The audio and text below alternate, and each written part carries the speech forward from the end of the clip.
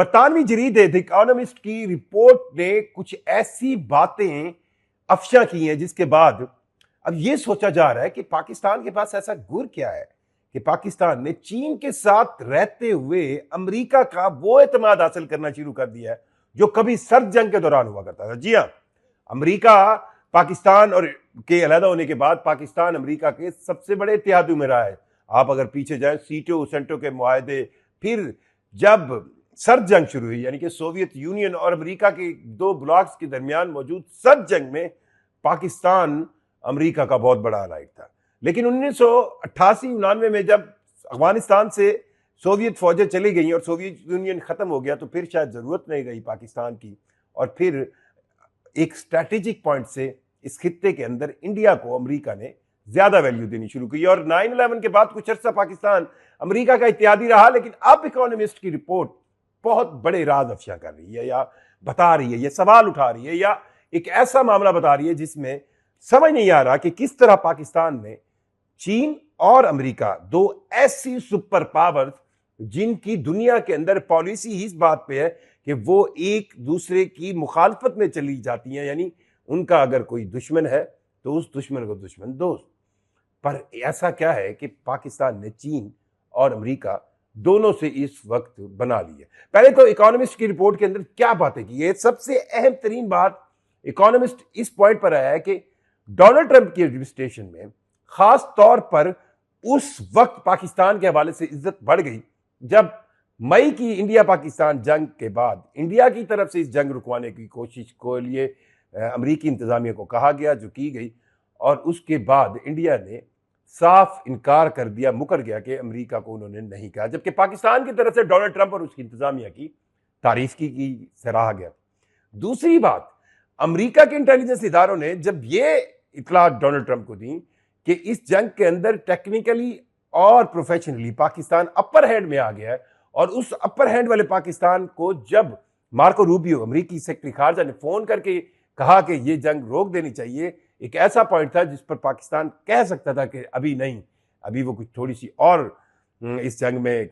अपनी जो टेक्निकल और दिफाई बर्तरी है वो साबित करना चाहता है। लेकिन पाकिस्तान ने ऐसा नहीं किया और पाकिस्तान ने अमेरिका की फौरी बात मान ली। खास तौर पर फील्ड मार्शल आसिम मुनीर को लेकर इकोनॉमिस्ट लिखता है कि वो एक ऐसे शख्स है जिनसे मुलाकात के बाद डोनाल्ड ट्रंप इंतजामिया की मुख्तलिफ राय आरा पाकिस्तान के बारे में तब्दील हुई। इस वक्त जब मैं आपसे बात कर रहा हूं, इंडिया के ऊपर 25% टैरिफ है, 19% टैरिफ पाकिस्तान के ऊपर है, और अब डोनाल्ड ट्रंप कह रहा है कि वो इस टैरिफ के अंदर और मजीद इजाफा करेगा। ये बातें तो कहानी आपने सुनी, लेकिन अहम तरीन बात यह है कि पाकिस्तान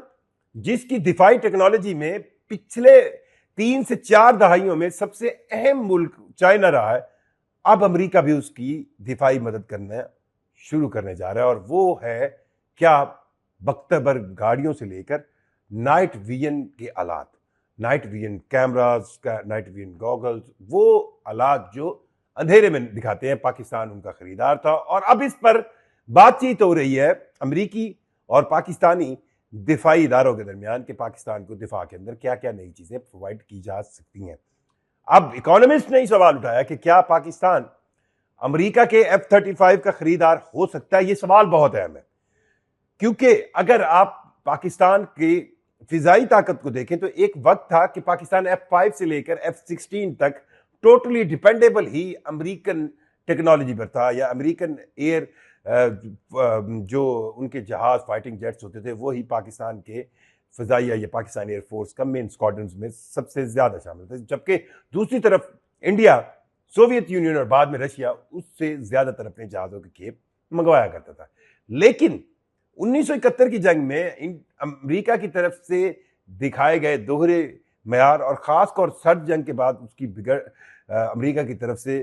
इंडिया की तरफ अपना झुकाव बढ़ाने पर पाकिस्तान ने चीन के साथ मिलकर एरोनॉटिकल इंजीनियरिंग में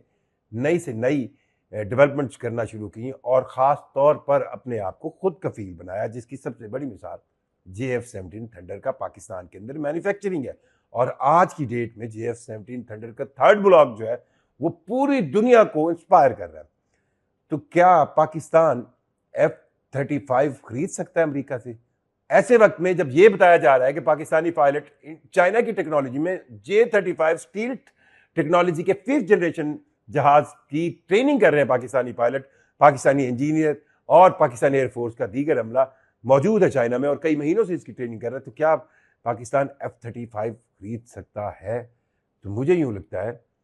कि कुछ ना कुछ तो खरीद लेना चाहिए, क्योंकि ये एक ऐसी टेक्नोलॉजी होगी जो पाकिस्तान को दोनों चाइनीज और अमेरिकन दोनों टेक्नोलॉजीज का एक कॉम्बिनेशन देगी। और पाकिस्तान को शायद अमेरिका F-35 बेचने में इसलिए भी ज़्यादा खुश होगा क्योंकि किसी भी वेपन या मशीनरी को जितने प्रोफेशनल अंदाज में उड़ाया जाता है उसकी ज़्यादा वैल्यू बनती है। और इसका एक अमली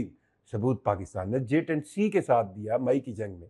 जब इंडियन राफेल जो 4.5 जनरेशन का वो तैयार है जिसको आज तक गिराया नहीं गया था, उसको लेकर आए थे और उसके मुकाबले में पाकिस्तान एयरफोर्स ने ये कमाल दिखाया। बहरहाल डोनाल्ड ट्रंप की इंतजामिया पाकिस्तान को दिफाई आलात बेचने पर देने पर गौर कर रही है, बातचीत हो रही है और इब्तदाई तौर पर पाकिस्तान को वो एसेसरीज जैसे बख्तरबंद गाड़ियां, नाइट विजन कैमराज हैं, नाइट विजन आलात हैं, डिवाइसेस हैं और दूसरी इंटेलिजेंस ओरिएंटेड डिवाइसेस हैं, वो प्रोवाइड करने पर अमेरिका राजी हो गया। और ये दोस्ती डोनाल्ड ट्रंप इंतजामिया से पाकिस्तान की हर लम्हे बढ़ती जा रही है, ये द इकोनॉमिस्ट कह रहा है। और ये आज भी अभी भी ये सवाल है कि आखिर ऐसा पाकिस्तान के पास क्या है कि चीन भी एक तरफ पाकिस्तान को दिफाई अंदाज में सारी टेक्नोलॉजीज देने पर तैयार है और अमेरिका भी। उसकी जो सबसे अहम वजह है वो पाकिस्तान का वो स्ट्रैटेजिक पॉइंट है। पाकिस्तान खित्ते में एक ऐसी जगह पर है जो फ्यूचर में दुनिया का मुस्तकबिल माना जाता है। सेंट्रल एशिया को दुनिया से मिलाना और दुनिया को सेंट्रल एशिया से मिलाना, जाना पाकिस्तान से पड़ेगा। कमेंट करके ज़रूर बताइएगा कि आपको पाकिस्तान की ये स्ट्रैटेजिक प्लेस कैसी लगती है। मुझे जुल्करनैन शेख को इजाज़त दीजिए। अल्लाह हाफिज़।